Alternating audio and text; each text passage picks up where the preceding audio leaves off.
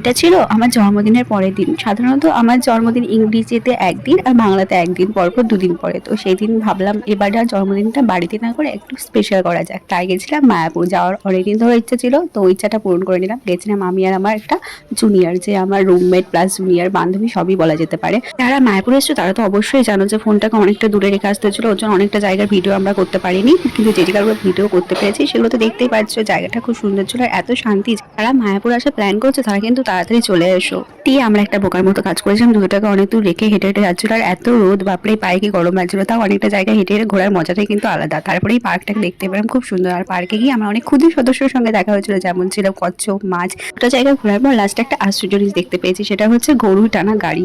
গরুর টানা গাড়ি তো অন্যরকম হয়ে থাকে, কিন্তু এটা জায়গায় জাস্ট আলাদা রকম লাগলো। আর গরুগুলো কত বড় বড়, সাইড থেকে মানে আমাদের থেকে এত হাইটে বড় ছিল, দেখে বুঝতে পারবো। হয়ে গেছে আমাদের ঘোরা। চলো আজকের জন্য ব্লগটা এই পর্যন্ত, দেখা হবে নেক্সট ব্লগে। সবাই কমেন্ট করে জানিও কেমন লাগলো।